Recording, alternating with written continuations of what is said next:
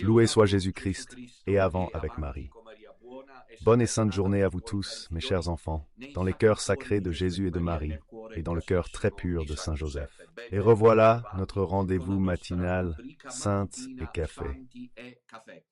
Aujourd'hui est jeudi 28 novembre, et nous nous préparons, le cœur ardent de dévotion, à la neuvaine de l'Immaculée qui commencera officiellement demain pour toute l'Église. On se prépare, surtout en ce temps liturgique de l'Avent qui commence dimanche prochain, 1er décembre, mais qui est justement accompagné de cette neuvaine, parce que Marie, avec son oui à Dieu, avec son fiat, a permis à Dieu de se faire chair. Et c'est donc elle, comme le disent les pères, la porte de l'Avent. C'est elle qui nous prend par la main, et avec son obéissance totale à Dieu, avec son oui inconditionnel, la Sainte Vierge accompagne chaque année l'Église dans ce cheminement liturgique vers le Saint Noël du Seigneur. Aujourd'hui, comme c'est jeudi, je vous rappelle que ce soir à 21 heures, il y a la catéchèse biblique sur l'Apocalypse, tirée de mon livre La Symphonie de l'Agneau. Le voilà, un épisode clé, la 14e, où nous aborderons le chapitre 6. Le voilà le titre. Cela devrait suffire à comprendre l'importance de ce rendez-vous de ce soir. L'agneau brise les 7 sceaux. Je voudrais tout de suite informer les fidèles de Turin et des environs qui viendront cet après-midi que je n'ai pas pu le préciser car j'attendais une confirmation. Enfin, je peux vous le dire, je l'ai appris il y a quelques minutes, que oui, nous pouvons rester, pour ceux qui le souhaitent, dans la salle de l'hôtel où nous nous réunirons aujourd'hui. Dans un instant, on vous dira où. Assistez, si vous le souhaitez, à la catéchèse en direct. Donc je dis à mes amis turinois, piémontais et des environs que vers 19h30, vers 21h30, la rencontre s'achève avec une pause goûter. Ensuite, à 21h, restez pour la catéchèse en direct sur la chaîne YouTube de Radio Domina Nostra. Partagez, partagez, partagez le post. Mettez des likes, n'oubliez jamais de les mettre et surtout, abonnez-vous si ce n'est pas déjà fait. Dans un instant, le post reviendra. Vous comprendrez ainsi de quel post il s'agit, que vous pourrez partager pour que tout le monde le sache. Donc aujourd'hui, jeudi 28 novembre, et le jeudi est le jour des sentinelles de Béthanie, donc il y a leur prière à 16h, mais ensuite nous ferons la connexion. Elles se connecteront pour le 3e chapelet avec nous, parce qu'aujourd'hui nous sommes à Turin est la 2e des 5 étapes de cette course effrénée en préparation de la rencontre du dimanche 8 décembre à Vitaliano. Le voilà, l'affiche. Aujourd'hui, on se retrouve à Turin à 16h30. L'entrée est absolument gratuite et il n'y a pas besoin de réservation. L'hôtel, vous savez, c'est le Pacific Fortino, où on se voit toujours. Rue du Fortino, 36, à 2 pas de Saint-Jean-Bosco, de l'Auxiliatrice. À 16h30. À 16h30, le rosaire, en liaison avec les sentinelles de Béthanie par Catherine. Puis ensuite, la Sainte Messe, célébrée par Frère Célestin, l'adoration eucharistique et un moment de partage. Comment on a fait hier? Hier, c'était le premier des 5 rendez-vous à Gênes, et je dois dire que c'est quelque chose d'important. Regardez, la salle est pleine de fidèles qui ont voulu participer à ce moment de grâce. Ce fut un très beau moment, et j'ajouterais même que ce sont des jours de semaine où je suis vraiment édifié, car lorsque j'ai dû choisir de les organiser aussi en semaine, étant donné que nous nous préparons à Noël, donc il y a la neuvaine de l'Immaculée Conception, j'étais un peu hésitant, parce que je me suis dit, qui viendra? Et pourtant, à Bologne, la semaine dernière encore, et dans d'autres endroits, mais je me souviens particulièrement de Bologne, un jour de semaine anonyme, autant de fidèles sont venus participer. Ça, c'est Bologne. J'aimerais ajouter que la participation d'hier était forte, avec environ 120 personnes.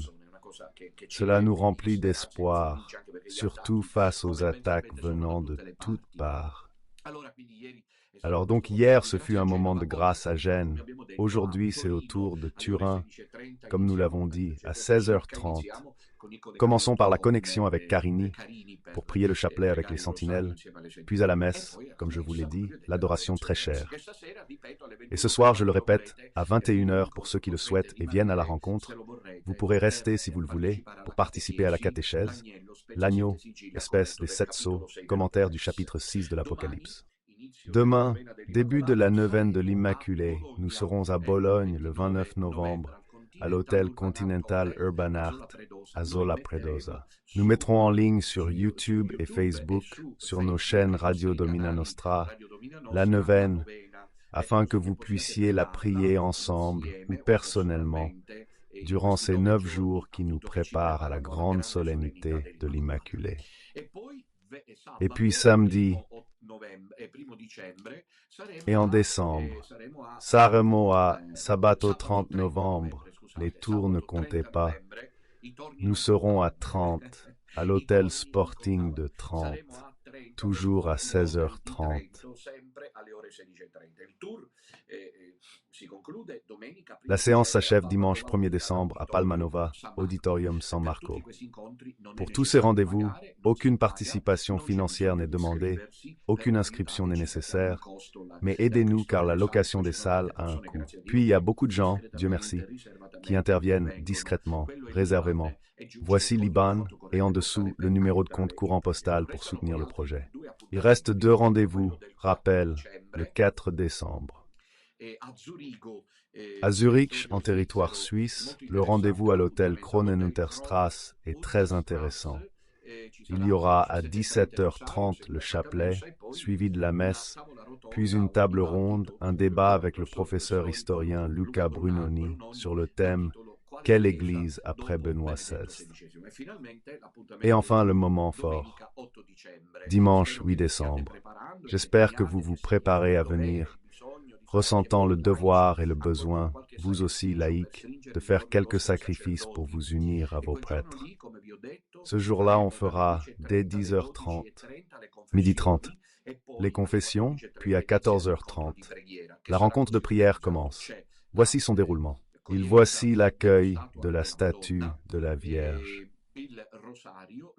le chapelet, la consécration à la Vierge.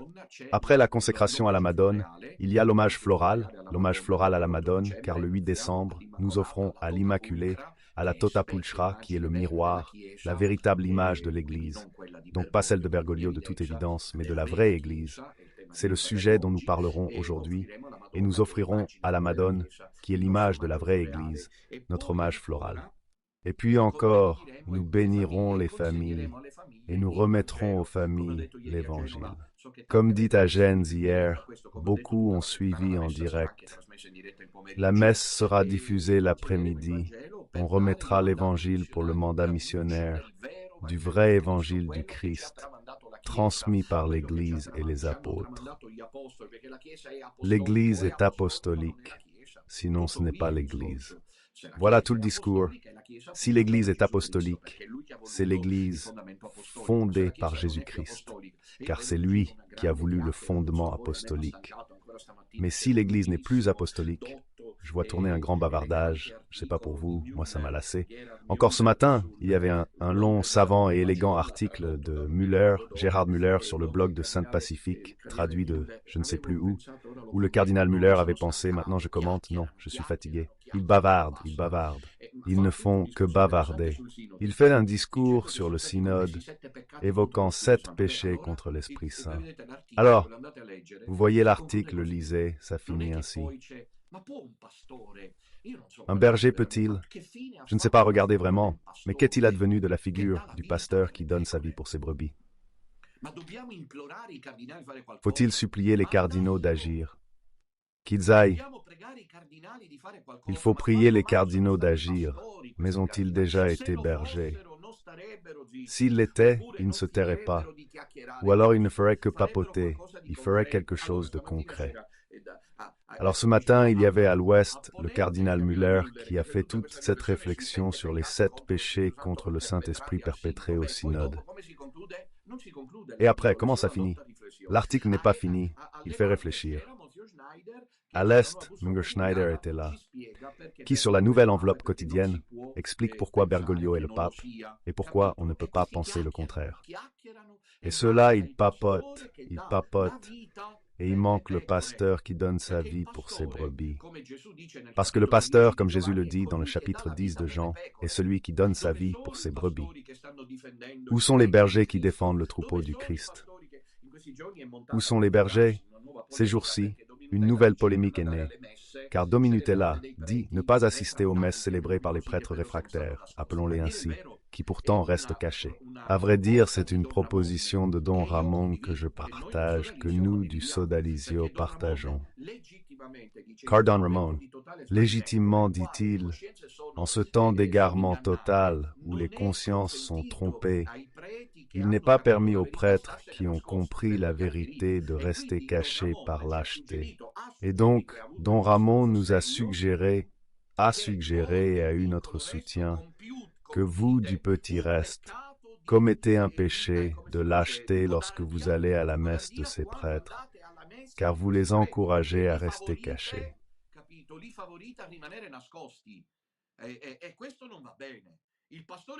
Et cela ne va pas. Le pasteur doit sortir. Et combien de prêtres ont perdu la vie à l'époque des persécutions pour aider les fidèles?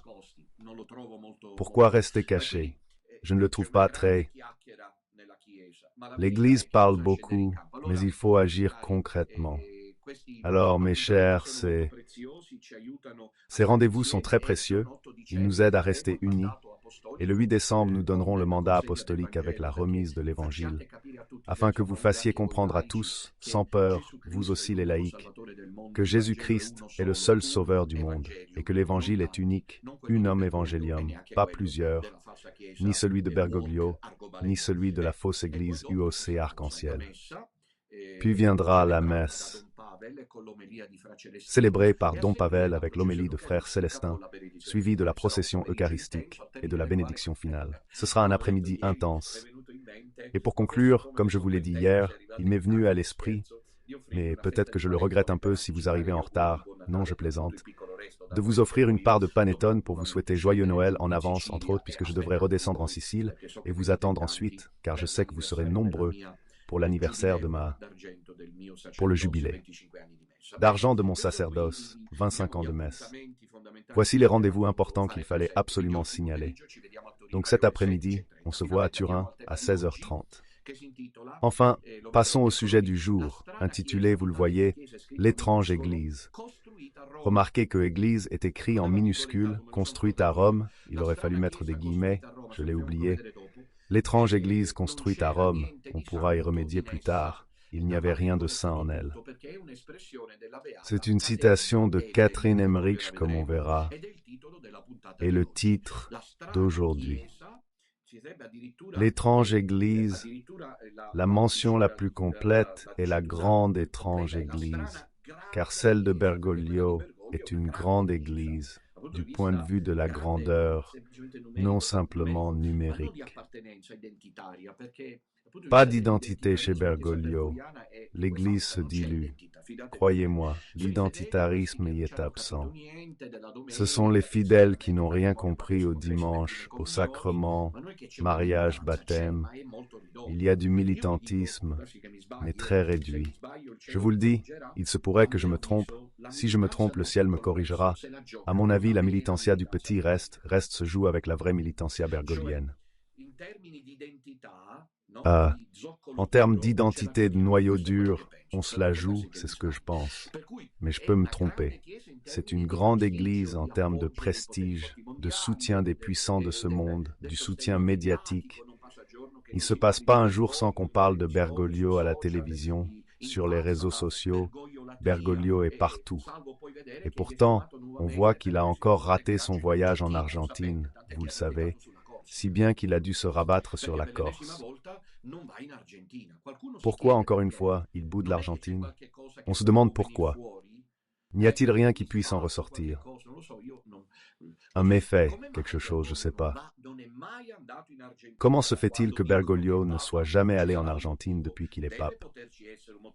Il y a forcément une raison. Il doit y avoir une raison, car les gouvernements ont pourtant changé. Et il semblait que lorsque Milei lui a rendu visite au Vatican, puis qu'ils se sont revus au G20, car l'Argentine ne fait pas partie des 8 premiers, donc le G20 élargi, ils se sont salués, et il semblait qu'il y avait eu de nouveau une invitation pour Bergoglio d'aller en Argentine, mais une fois de plus, cela est tombé à l'eau, si bien que Bergoglio sera en Corse. Car il pape ne va pas en Argentine. Donc cette appartenance sincère et profonde à Bergoglio. Regardez, même parmi ceux qui l'entourent, ne vous laissez pas convaincre qu'ils soient bergogliens. Ce sont des hommes de régime, ils font partie de la cour bergoglienne. Mais comme cela arrive toujours dans toutes les cours, il suffirait de lire les Saintes Écritures. Les cours sont un véritable nid à envie, à jalousie, et même à de profonds ressentiments envers le dictateur. Envers le chef, qu'ils attendent avec impatience qu'il parte, qu'il crève, qu'il meure, ou bien, même parfois on le fait carrément dehors. Par exemple, la tradition dit qu'Alexandre le Grand est mort, comme le disent les sources historiques, d'une fièvre. Mais avez-vous déjà vu, dit quelqu'un, qu'à 36 ans, il soit mort parce qu'il était trop? Son pouvoir grandissant et donc celui d'autres aussi, on dit non. Jules César a été assassiné. Et bref, les grands de l'histoire ne se sont jamais vraiment bien passés. Ils ont toujours dû regarder derrière eux. Et je ne crois pas que pour Bergoglio, ça soit différent. Donc, ceux qui donneraient vraiment leur vie pour lui, combien sont-ils, ceux qui le suivent, pour aller en enfer avec lui? Combien sont-ils? Combien sont-ils? On se retrouvera en enfer, vous vous souvenez de l'appel passé à l'enfant et à l'adolescent handicapé? On l'a dit à sa mère. On ne sait pas leur nombre, mais je pense qu'ils sont peu. Voilà, je remercie la régie pour les guillemets, c'était ma faute, une distraction. Elle a encadré le texte. L'étrange église, voilà, elle a même ajouté grande. L'étrange grande église. Bâtie à Rome, rien de sacré en elle. Ce sont des paroles prononcées par la bienheureuse Catherine Emmerich lorsqu'elle a vu la constitution de ce monstre humain. Il n'y a rien de saint en elle. Ces mots m'ont traversé l'esprit. Ils ont résonné ce matin pendant que je préparais cette méditation, cette réflexion, cette fenêtre, Sanchi et café. Car hier soir, à Gênes, si vous avez suivi, à un moment donné, j'ai fait écouter une vidéo surréaliste. Un certain prêtre qui s'appelle Don Vitaliano della Sala, je crois. Il suffit de voir les photos où il est souvent représenté avec un drapeau arc-en-ciel. Un prêtre dont on parle bien sûr sur Wikipédia. Il serait autrement étonnant, un prêtre campanais d'Avellino, un prêtre atypique qui ne cesse de penser à, qui a participé à la Gay Pride mondiale et tout le reste. Vous avez donc compris de quoi il s'agit. Il est intervenu, je ne sais pas exactement quand, je l'ai posté sur Facebook, il y a vos commentaires, pour nier, ou pire encore, pour relativiser le dogme dont nous allons parler maintenant, de la perpétuelle virginité de Marie, la eiparthenos, comme disent les Grecs, c'est-à-dire la toujours Vierge Marie. Vous savez que l'un des dogmes mariales est celui de la perpétuelle virginité de Marie. Vous devriez savoir, si vous ne le savez pas, que dès 392 après Jésus-Christ, cela est peu connu car on passe directement au concile qui a traité du dogme, mais déjà en 392 à Capoue, donc en Italie, s'est tenu un synode, certains parlent de concile, auquel a participé saint Ambroise. Saint Ambroise alla à Capoue. À ce synode, peu de temps après le synode de Capoue, convoqué pour condamner solennellement un évêque qui niait la perpétuelle virginité de Marie. Donc, dès 392, il y a eu ce synode qui a condamné un évêque niant la perpétuelle virginité de Marie. Ensuite, en 553, lors du second concile de Constantinople, les pères de l'Église, encore unis, donc un dogme catholique au sens plein du terme, catholique veut dire universel, décrivent Marie comme eiparthenos, Et dans le texte latin, vous savez que les deux langues officielles étaient le grec et le latin. Le latin dit ainsi « Sicis non confitetur Dei genitricem duas es nativitat ». Je le lis entièrement d'abord, puis je le traduis. J'essaie de le traduire parce qu'il n'y a pas de traduction italienne, en espérant ne pas me tromper. Une siècle. Alors, je pense que vous avez un peu compris, donc je vais vous traduire ça rapidement, parce que le temps presse. S'il y a quelqu'un, n'importe qui ne se confesse pas, alors il faut même le confesser 2 fois. Mais il est là maintenant. Je m'adresse à tous mes détracteurs d'hier, d'aujourd'hui, de demain, parce qu'il y a l'embarras du choix. E qui adesso io parlo una parentesi a tutti i miei detrattori di ieri, di oggi, di domani, perché qui c'è l'imbarazzo della scelta. Ieri una persona mi ha detto una cosa, tra l'altro una persona... Hier, une personne intéressante, disons j'en dirai pas plus, m'a dit quelque chose. Elle était opposée à Giovanni et m'a dit « Père, allez-y, ne vous souciez pas trop de ceux qui vous critiquent car je vous suis depuis 2017. » Son parcours, je le suis car il est linéaire. On l'attaque par le haut, par le bas, de haut en bas, on la dénigre, on ne fait pas attention aux détails, aux points sur les i, et elle, naturellement, communique trop souvent avec bonheur, alors on s'accroche à ça, etc. Mais sa conduite, sa pensée, sa réflexion sont linéaires depuis qu'elle a débuté ce chemin. Alors c'est justement ça que je voudrais dire à tous ces détracteurs. Pardon, mais Don Vitaliano, je vais dire quelque chose d'important. Célébrez-vous ce que veut l'Église. À ce stade, non, n'est-ce pas? Si pour la virginité de Marie il s'en moque, car c'est ridicule et banal, qu'il aille prier pour son âme. C'est gynécologique, et il est misérable de dire ça. C'est un hérétique, c'est un malheureux.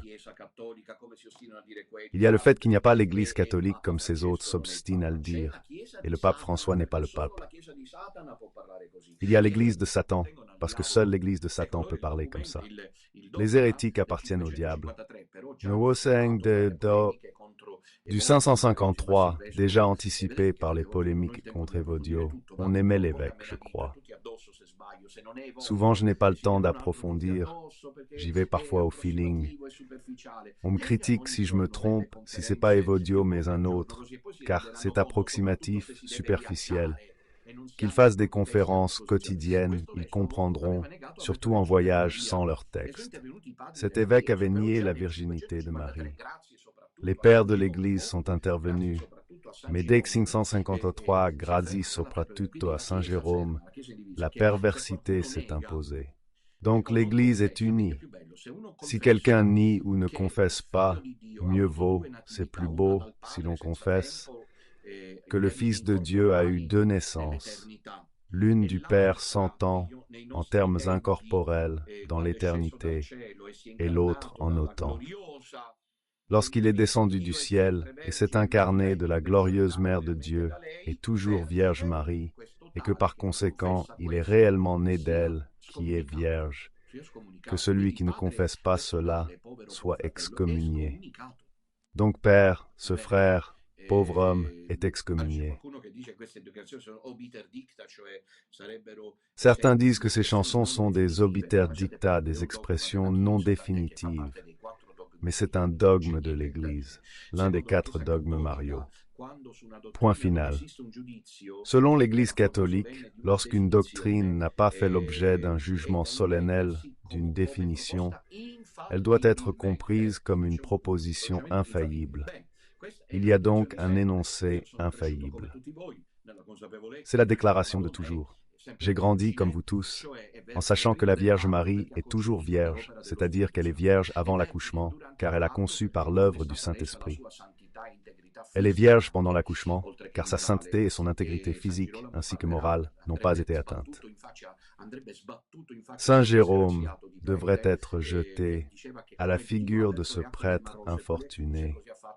Comme Dieu a ouvert puis fermé la mer Rouge, il fit de même avec le sein de Marie.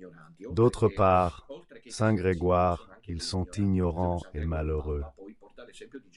Prenons l'exemple de Jésus ressuscité traversant les portes closes du Cénacle. Vous vous rappelez? Saint Grégoire s'en sert pour expliquer notre étonnement. Pourquoi s'étonner? Il est entré et sorti du sein clos de Marie, donc traverser les portes fermées du Cénacle après sa résurrection n'est pas surprenant. D'ailleurs, ceux qui refusent ou relativisent, en réduisant la virginité de Marie à un simple fait physique, sont aussi ceux qui la voient comme un mythe, comme quelque chose de dépassé. Selon moi, ce sont aussi ceux qui, lorsqu'ils célèbrent la messe, l'interprètent comme un acte communautaire, un rite amical. Ils rejettent le sacrifice, la transsubstantiation, la présence réelle. Le pain et le vin devenant corps et sang du Christ n'est pas plus crédible que la virginité de Marie, voire pire. Parce que c'est un dogme auquel je dois croire arrivé quand je n'y étais pas. Mais le dogme de la transsubstantiation, j'y suis, je le vois de mes propres yeux, que même aujourd'hui le pain et le vin deviendront le corps et le sang de Jésus-Christ. Si tu doutes de la virginité de Marie, comment croire que le pain devient le corps du Christ? C'est clair qu'il n'y croit pas. Et donc, comme l'Église prévoit que pour que la messe soit valide, il faut la matière, la forme et le prêtre, le ministre sacré.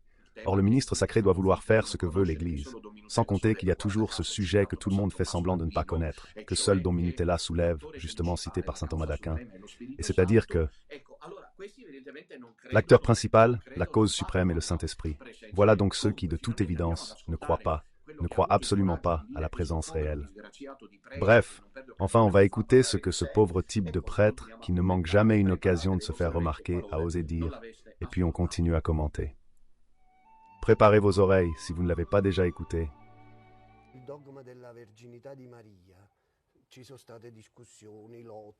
Le dogme de la virginité de Marie, il y a eu des discussions, des luttes, des hérésies, des schismes, etc. Mais au final, que Marie ait été vierge ou non, ça m'intéresse peu. Y croire, je veux dire, ça m'arrange en ce sens. Évide fait tant de spéculations sur un fait gynécologique qui m'intéresse peu. C'est symbolique dans la Bible, évidemment, c'est ça qui m'intéresse. C'est-à-dire que Marie est vierge et mère. Donc, c'est comme dire ça semble une contradiction, mais ça représente l'humanité. Ou, comment dire, la virginité originelle. On peut toujours la récupérer si on en est capable, justement. Pense à la pollution. Si nous, je ne dirais pas résolvons, mais affrontons le problème de la pollution, c'est comme si nous reconstruisions une virginité au monde. Vous entendez? Je me grattais le nez parce que ça me coulait. Bon alors, vous avez entendu ce que ce prêtre a osé dire. D'abord, remarquez la profonde confusion qu'il crée en relativisant tout. C'est la tactique typique du relativiste dans l'Église, c'est-à-dire relativiser tout. Et puis, deuxième considération, le malaise face au dogme. Ces relativistes modernistes, bergoyens, ces représentants de la fausse Église des ténèbres, cette étrange grande Église construite à Rome, comme l'appelle Catherine Emmerich, nous y reviendrons dans un instant. Et ils ont un véritable problème, une véritable épidémie, non pas endémique, épidémique, mais aussi endémique. C'est-à-dire que c'est endémique, et cela se manifeste sur la peau face au dogme. Vous vous souvenez des premiers temps, lorsque Bergoglio disait que les dogmes étaient un problème, un poids pour l'Église? Vous souvenez-vous quand a fait la liturgie pénitentielle pour demander pardon à tous ceux qui utilisent la doctrine pour la lancer comme des pierres contre les autres. Les privilégiés de Bergoglio sont ceux comme ce prêtre-ci. Par ailleurs, ceux qui ont voix au chapitre dans le catholicisme et que le père Farret considérait encore comme officiel. Je me demande comment il arrive à faire ça. À rassembler tout ça, je ne vois que de la grande confusion. Ce sont tous des représentants. Ils militent tous sous la bannière arc-en-ciel woke. Et vous vous souvenez, il y a quelques jours, la réalisation va vous le montrer, l'image de Bergoglio recevant une nouvelle fois une célèbre actrice américaine, mexicaine, figure de proue du monde transgenre. Vous avez déjà vu Bergoglio se faire prendre en photo une seule fois avec une famille comme il se doit. Non, ceux qui êtes mariés, mari et femme avec enfants, vous êtes des réactionnaires, ça ne va plus. 2030, si Dieu le veut, approche et l'agenda 2030 prévoit que la famille traditionnelle doit être effacée de la planète Terre parce qu'elle coûte trop cher aux politiques, le fameux rêve malthusien. Je ne sais pas si vous me suivez tous. Malthus l'avait prédit, l'humanité avait vu juste dans ses calculs. Car en effet, l'humanité a explosé aujourd'hui. Sur la planète Terre, nous sommes 8 milliards de personnes. Et ceci parce qu'il y a la famille traditionnelle, l'amour sexuel entre personnes du même sexe. Voilà la photo, vous voyez, il y a cette photo. Volontiers, le pape François, octogénaire, se fait photographier, regardez un peu, toujours seulement avec ses personnalités. On ne le voit presque jamais se faire photographier volontiers et joyeusement comme il serait opportun. Photographier avec une famille classique, mari, femme, enfant, il n'y en a pas, il n'y en a pas. Il n'y a que ces figures que Bergoglio promeut et encourage, car elles militent toutes sous la bannière progressiste woke. Il faut voir comment ça va maintenant avec l'étau Poutine-Trump, car des nouvelles arrivent. Je ne parle que de nouvelles officielles, par exemple, ce que Elon Musk dit, mais je n'entre pas dans les détails, je le dis juste comme ça parce que le père Vitaliano, lui aussi, milite sous cette bannière. Ils sont inquiets parce que non seulement Poutine dit non aux frontières russes, à l'idéologie woke, mais le patriarche de Moscou disait même que c'était exactement une guerre contre cela. Et maintenant, Elon Musk, l'un des plus proches, le bras droit de Trump, a annoncé que son réseau X, rien de moins, ne diffusera pas, ne publicisera pas les films, les dessins animés qui véhiculent l'idéologie woke, et ainsi de suite. Puis ils ont annoncé des coupes dans ces initiatives, des marches des fiertés, etc. Donc quelque chose se trame. Mais à Rome, la fausse église, l'étrange grande église construite à Rome, où il n'y a rien de saint, promeut, encourage, bénit et soutient l'agenda woke et arc-en-ciel. Donc Bergoglio, revenons à l'image, il se fait photographier, regardez-le comme il est complaisant, comme il est satisfait, car c'est ce qu'il veut. Il puise force et santé à avancer quand circule cette action malfaisante de construction de la fausse église. Il sait qu'il est l'architecte et le constructeur de cette fausse église. Il sait, il le sait plus que vous tous et plus que nous tous. Il le sait plus que le père Fared, il le sait plus que tout le monde, que c'est lui l'architecte et le constructeur de cette fausse église. Ce que voyait Catherine Emmerich, l'étrange grande église construite par Rome. Et ici, le titre de cette photo que je prends sur un site dit « Je ne connais pas cette fille, donc je ne sais rien sur elle ». Je lis l'homosexuel mexicain Navamo, 32 ans, qui s'habille en femme et est un acteur dans la série. Donc ce serait un homme dans la série Netflix Baby Reindeer a rencontré l'activiste gay. Georges Bergoglio en privé à Sainte-Marthe. Mais pourquoi se faire photographier si c'est privé? Tu la diffuses? Il dirait, il voit des familles en privé. Pourquoi pas de photos avec une famille classique? Vous voulez voir la suite? Question. Revenons à nous. Père Vitaliano, revenons-en au sujet, affirme-t-il avec une légèreté diabolique, vraiment diabolique, que Marie, que ce soit vierge, ça ne change rien pour lui, puisqu'elle est aussi mère. Gynécologiquement, comment soutenir ça? Quels malheureux, quels imposteurs. Il y a des corsaires et des barbares. Biologiquement, comment peut-on affirmer que Marie est restée vierge si un enfant est passé par là pour être né? Et il en va de même pour l'Eucharistie. C'est-à-dire, celui-là ne croit pas que l'hostie devient le corps du Christ, parce qu'il y croit. Il ne peut pas ne pas croire que le Fils de Dieu soit passé du Saint-Saint. On a du mal à parler ainsi, du Saint-Saint de Marie. L'Église a toujours été discrète sur ce sujet. La virginité perpétuelle de Marie, avant, pendant et après l'accouchement. Les orthodoxes représentent la Vierge avec 3 étoiles, une cachée par Jésus, symbolisant sa virginité constante. Avant, pendant et après l'accouchement, ça a ensuite été confirmé par le Concile de Latran de 649 auquel assistait un grand représentant de cette thèse, saint Maxime le Confesseur, et puis de nouveau réaffirmé au concile de Constantinople III, qui, si je ne me trompe, devrait être au 7e siècle, plus ou moins.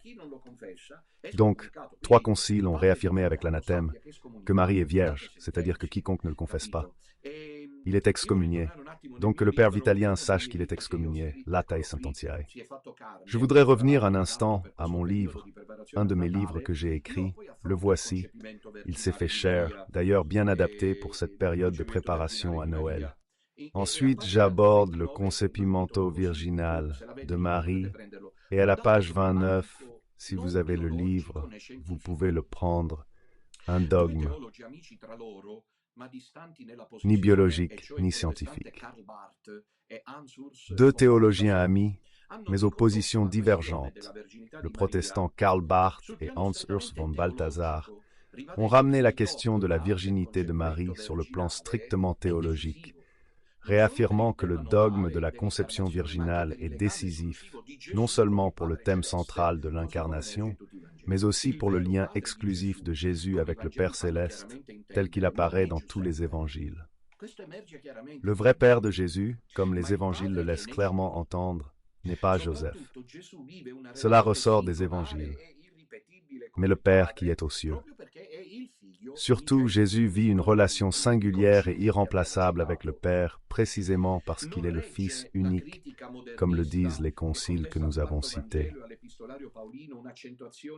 La critique moderniste, contestant l'hellénisation de la christologie dans Jean et Paul, ne tient pas. Selon cette dernière perspective, celle hellénistique, Jésus dans sa forme primitive serait simplement un grand prophète.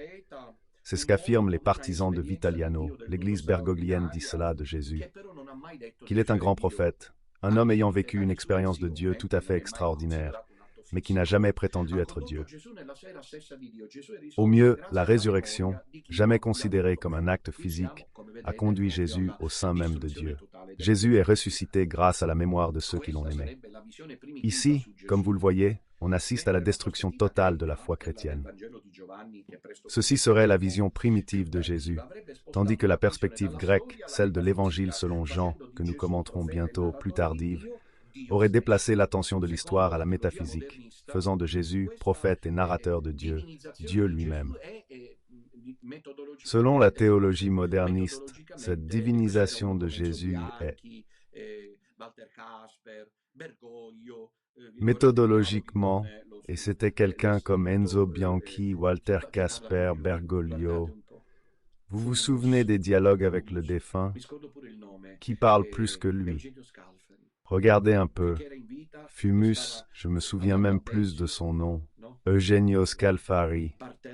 Tant qu'il était vivant, il était en train de se décomposer, non? La scène mondiale s'inclinait, surtout en Italie. La haute masse maçonnique le vénérait. Il est mort. Qui se souvient d'Eugenio Scalfari? Compris? Qui s'en souvient? S'il a perdu l'âme, à quoi bon? Tant de gens inconnus sont avec Dieu. Qu'importe si le monde les ignore. Jésus dit « Gagnez le monde. À quoi bon si l'âme est perdue ?» Voilà, ce sont ceux qui disent que l'idée que Jésus soit Dieu est le fruit d'une contamination avec le monde hellénistique. Il faut le laisser comme narrateur de Dieu et basta. C'est une erreur impardonnable, ce soupçon de contamination, car l'évangile selon Jean est canonique, tout autant que les 3 autres évangiles, même s'il développe une vision plus théologique autour de Jésus-Christ et utilise des catégories plus sensibles au monde grec. D'un autre côté, comme on l'a dit, il faut contester l'idée moderniste qui veut faire croire à une christologie primitive dans les synoptiques et tardive chez Jean. Car une étude approfondie, comme dans mon livre L'Aigle et le Soleil, prouve, texte à l'appui, que Jean est plus lié à la tradition sémitique et hébraïque qu'à la grecque. Voilà, donc cet autre aspect-là reste à démontrer. L'expression de la compréhension du dogme de la perpétuelle virginité de Marie est fondamentale. Benoît XVI a affirmé que le dogme laisse entendre qu'il est possible que Dieu agisse directement sur la matière. Et cela est présent dans la Bible. Vous vous souvenez de la toison de Gédéon? Quand Gédéon demanda un signe à Dieu, la rosée tomba d'abord sur la toison, puis sur l'herbe. C'est Dieu agissant sur la matière. Les matérialistes excluent a priori, peut-être que je parle un peu difficilement, mais le double, mais que cela le prévoit aussi pour stigmatiser la banalisation de ce pauvre prêtre. Les matérialistes, contrairement aux déistes, les matérialistes sont ceux qui disent qu'il n'existe pas d'esprit. Donc si l'esprit n'existe pas, ce que nous considérons comme esprit, disent les matérialistes, les premiers comme les derniers, les impressions spirituelles sont des évolutions de la matière. Il n'y a pas de saut. Quand on a démontré à certains de ces derniers venus que l'homme partage 87,1% de son patrimoine génétique avec les chimpanzés. Cependant, ce qui manque, le saut est décisif car le singe n'écrit pas la Divine Comédie, le singe ne fait pas la chapelle Sistine, le singe ne construit pas de palais, de navires, d'avions, l'homme, oui. Donc, ils disent que c'est un saut quantitatif, la matière qui, en se quantifiant, se développe et ainsi accède à l'esprit. Une idée similaire a été avancée par Teilhard de Chardin, que l'on critique assez vivement, notamment dans les milieux conservateurs, car il propose une théologie qui ignore complètement l'incarnation et la rédemption, au profit d'un évolutionnisme christologique assez pauvre. Alors, ces matérialistes qui disent donc qu'il n'y a aucune intervention de l'esprit sur la matière, tout simplement parce que le divin n'existe pas. Le divin, la matière évoluée. En nous-mêmes, nous percevons cela. Et donc une référence, même plutôt aux traditions orientales, où vous savez que l'Atman et le Brahman se rencontrent à un certain moment. Et ceci est le karma.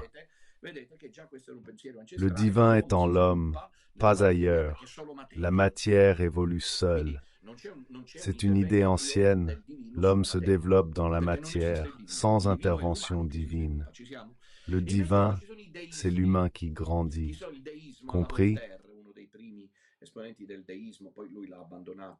Au contraire, il y a ensuite les déistes. Vous savez, le déisme à la Voltaire, un des premiers représentants du déisme. Puis il l'a abandonné pour une forme de naturalisme. C'est-à-dire qu'ils disent que si Dieu existe et il est pour son propre compte. Il a créé le monde une fois, puis l'a délaissé. Ils disent qu'on ne voit jamais une intervention réelle de Dieu, parce qu'on peut toujours remettre en question une intervention divine sur la matière. Voltaire utilisa l'image, si vous vous souvenez, du vizir, qui sur le bateau savoure le spectacle du coucher de soleil en pleine mer, tandis que les rameurs sont là-bas au contact des rats. Le vizir, c'est Dieu qui savoure le spectacle du monde, et les hommes, ce sont les rameurs, ceux qui doivent ramer. Mais Dieu, selon cet idéisme, cette vision déiste, n'intervient pas sur la matière. Au contraire, Ratzinger dit que la théologie biblico-hébraïque chrétienne affirme que Dieu a créé la matière. Donc la matière est créée ex nihilo, et il intervient quand il le veut. En ce sens, le passage de la mer Rouge est contesté par les modernistes, car, de manière simpliste, ce prêtre italien fait comprendre que la virginité de Marie n'est pas importante pour lui, car il a a priori cette vision, ce préjugé matérialiste et positiviste selon lequel Dieu ne peut intervenir dans la matière. Alors dans ce cas, l'Eucharistie n'aurait aucun sens, car l'Eucharistie est une intervention divine quotidienne, voire prodigieuse, sur la matière. Incroyable à dire. L'Eucharistie, c'est ça qui fait la différence, parce que chaque jour, dans les bonnes conditions, le pain et le vin deviennent le corps et le sang du Christ. L'intervention de Dieu sur la matière. Dieu intervient sur Marie. Il peut faire tentative de démonstration scientifique de la virginité de Marie, preuve d'une certaine maladresse, comme lorsque certains chercheurs ont affirmé que Dieu aurait créé en Marie les chromosomes mâles nécessaires à la conception de Jésus. Naturellement, c'est une approche protestante. Dans ce monde, certains croient Marie vierge, mais l'expliquent scientifiquement, rationnellement. Ratzinger dit que ces détails sont assez maladroits, comme l'idée que Dieu aurait pourvu à la création. La semence mâle en Marie. Non, pas besoin que ce soit que du sperme. En réalité, l'Évangile ne donne aucun détail. Il possède plutôt une densité théologique qui suffit à elle seule à justifier le dogme. Nous sommes à la page 33 de ce livre. Le facteur clé en main. La Vierge Marie, selon Père Vitaliano, la dire ou pas, c'est pareil. C'est absolument hors sujet. Hors jeu, celui qui parle ainsi ignore la théologie. La virginité de Marie est cruciale autant que la résurrection du Christ. Ces deux dogmes traitent du lien esprit-matière, de l'action divine dans le réel et de la réponse du réel selon la volonté et le plan de Dieu. L'inclusion entre le sein virginal de Marie, où le Fils de Dieu entre et sort en le laissant intact, et le sépulcre vide, donc entre incarnation et résurrection, était un des thèmes chers aux pères de l'Église qui ont tout fait pour ces conciles. Nous avons cité saint Ambroise qui va au concile de Capoue et saint Maxime le confesseur qui va à celui de Latran, le troisième concile de Constantinople, je répète, vers le 7e siècle. Donc ces pères sont intègres. Dans la nuit de la résurrection, Christ sortit miraculeusement du sein du sépulcre, comme par l'œuvre du Saint-Esprit, dans la nuit de l'incarnation, et il entra toujours à porte close dans le sein pur de Marie. Saint Augustin, commentant Jean 20, 19 et 23, c'est-à-dire l'apparition de Jésus ressuscité à Marie-Madeleine, il rapproche la résurrection de la conception virginale et dit, c'est saint Augustin, on se demande où ce frère a fait ses études, comment s'est passée la résurrection, dit saint Augustin. Comment le Christ a-t-il pu entrer au cénacle, les portes étant closes, et être vu et touché par les disciples? Comment? C'était arrivé encore avant la conception de Marie. Voyez les pères? Voilà l'opération chirurgicale, toute la théologie que le père Vitaliano ferait bien d'apprendre, de retourner sur les bancs de l'école. L'opération théologique est de relier l'incarnation à la résurrection. Comme Jésus est ressuscité et est entré avec son corps à porte close dans le cénacle, laissant le sépulcre, ainsi est-il entré dans le sein virginal de Marie, laissant fermé intact le sein de la Sainte Vierge. Donc incarnation et résurrection s'interpellent, comme je vous l'ai dit il y a un instant. Saint Augustin répond, le même miracle qui s'est produit dans la conception virginale se poursuit dans la résurrection. Il dit, bien avant sa résurrection, le Seigneur, en naissant, passa pour des portes closes. Regardez mes livres, passionnants surtout face aux propos de la fausse Église. Mes livres sont intéressants, je cite ce texte peu connu. Voici, c'est la couverture de Saint Augustin, c'est très beau, je le relis. Il dit bien avant sa résurrection, dit saint Augustin, le Seigneur en naissant passa par des portes closes. La liturgie orientale, si les orientaux l'apprennent, que Père Vitalien touche Marie, qu'il se cache. Avec les prêtres orthodoxes, ok? Nous, en Occident, on est tous à bout de souffle. La liturgie orientale est chargée de ce binôme Saint-Vierge-Sépulcre inviolable. Jésus a laissé le sépulcre intact, comme il avait laissé intact le sein maternel. Et saint. Un tropaire byzantin de la 6e ode du 5e dimanche de Pâques, de la tradition byzantine, établit une comparaison significative entre la virginité de Marie et la sortie du Christ du sépulcre. L'hymne le dit ainsi. En t'incarnant, Seigneur, tu n'as pas ouvert les portes closes de la Vierge, ni rompu les sceaux du sépulcre. ô roi du créé, tu nous as plutôt ouvert les portes du paradis. Donc Jésus sort, donc Jésus laisse fermer la porte du sein de Marie, fermer les portes du cénacle, mais il nous ouvre les portes du ciel. Comme le dit von Balthasar, la négation de la conception virginale de Jésus, et donc de Marie, c'est-à-dire le fait que Marie soit restée vierge, est la boîte de Pandore de l'an 70, disait-il, de l'antidogmatisme contemporain. C'est-à-dire qu'il voyait dans la négation de la virginité de Marie le vase de Pandore, c'est-à-dire le développement initial de tout le monde relativiste de la fausse Église. Ce n'est pas vrai, finalement, qu'admettant que chaque dimanche nous professions, malgré toute cette vérité de foi, qui, entre autres, prévoit de se mettre à genoux dans la liturgie traditionnelle, et incarnatus et de spiritus sancto ex Maria Virgine, et homo factus est, ôter ce fondement dogmatique, comme je l'appelle, tout l'édifice s'effondre. Donc nier ou relativiser, comme si c'était une question uniquement biologique, gynécologique, la virginité, signifie être excommunié. Dites, réalisez-vous que c'est maintenant la version officielle de cette fausse Église. Bergoglio n'est pas le seul problème. Voilà, la plupart des prêtres pensent comme ça maintenant. Les prêtres en désaccord devraient s'exprimer, car ils ne peuvent célébrer avec le pape François. Il n'est pas possible qu'à une messe chrismale à Saint-Pierre, le prêtre de l'Opus Dei et de la Fraternité Saint-Pierre soit présent en même temps que Don Vitaliano. Ce sont deux églises différentes. On ne peut pas dire que c'est une seule église, sainte, catholique et apostolique, et pas apostolique compris. Et c'est très important de souligner cela. Et je conclus. Si la théologie catholique, dit le théologien allemand Karl Hermann Schelkle, est assez intéressante, si elle devait interpréter la conception, il est intéressant justement qu'elle soit négative. Interpréter la conception virginale comme un théologumène, nous devrions changer beaucoup de choses dans l'Église. Le thème de l'inhérence de la Bible, de l'infaillibilité de l'Église devrait être reformulé. La conscience des fidèles et la doctrine mariale elle-même devraient être changées. Négatif pour nos ennemis, pas pour nous. C'est vu négativement par Schelkle, car il dit que si nous devions penser que la conception de Marie n'est qu'un théologumène, un fait symbolique, comme le dit, non par hasard, le père Vitaliano, seulement symbolique, indiquant la nature humaine, ramenée à sa pureté, etc., il dit que beaucoup de choses devraient changer dans ce que disait von Balthasar, parce que ensuite tout le monde le dit dans le second monde, mais c'est toujours le premier qui parle de von Balthasar. Moi et von Balthasar, nous partageons une sorte.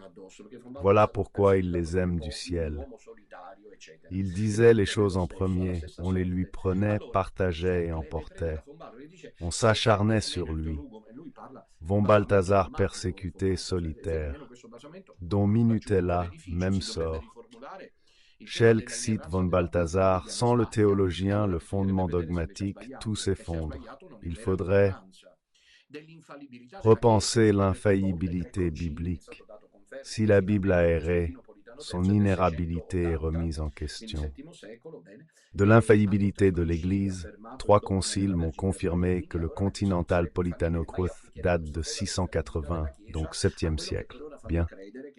3 conciles ont affirmé la virginité de Marie. L'Église serait donc faillible. J'appliquerai cette idée à ce qu'on fait croire. L'Église aurait créé un évangile différent de celui du Christ, contre la tradition apostolique. Cela remettrait en cause son infaillibilité, nécessitant un changement de la conscience des fidèles et de la doctrine mariale. Voyons maintenant de nouveau, à ce stade que j'expliquais, bien les choses, je l'espère. Revoyons les paroles insensées de ce pauvre malheureux de confrère, pour lequel je prie sans doute, afin qu'il se convertisse et revienne à la vérité catholique. Écoutez-le à nouveau patiemment et comprenez à quel niveau. Le dogme de la virginité de Marie, il y a eu des discussions, des luttes, des hérésies, des schismes, etc. Mais au final, que Marie ait été vierge ou non, moi, ça m'intéresse peu, y croire m'arrange. En fait, ça évite de trop réfléchir sur un détail gynécologique qui m'intéresse peu. C'est symbolique dans la Bible, évidemment. C'est ça qui m'intéresse, c'est-à-dire Marie est vierge et mère. Donc c'est comme une contradiction apparente, mais ça représente l'humanité. Où pouvons-nous retrouver cette virginité originelle? Toujours si nous en sommes capables, bien sûr. Pense à la pollution. Si nous, je ne dis pas que nous résolvons, mais que nous affrontons le problème de la pollution, c'est comme si nous reconstruisions la virginité du monde. Moft. Puis, il ramène toujours les mêmes thèmes classiques, ceux de la pollution environnementale, la lutte pour la justice, les pauvres. Ne les suivez pas, mes fleurs. Alors, je voulais vous dire que ce que j'ai dit aujourd'hui, je l'ai pris dans mon livre « Il s'est fait chair », qui est toujours disponible au secrétariat de Radio Domina Nostra. Et je voulais aussi vous annoncer avec joie, dans le contexte de l'actualité, qu'il a été traduit en français et est disponible sur Amazon. Voici le titre français. Voilà, on voit s'il est possible de le voir aussi en couverture à la régie. Il s'est fait chair. Il s'est fait chair. Vous le trouverez sur Amazon pour ceux qui souhaiteraient l'avoir en version française. Conclue. Que conclure de nos propos? Que conclure de nos propos? Eh bien, nous pouvons conclure, mes chers enfants, que c'est une fausse église, de toute évidence. Le nier, c'est ne pas comprendre la situation. Vous voyez, dit la mémorique, le 12 septembre 1820, une fois de plus, que l'église de Pierre était minée par un plan élaboré par la secte secrète, la franc-maçonnerie.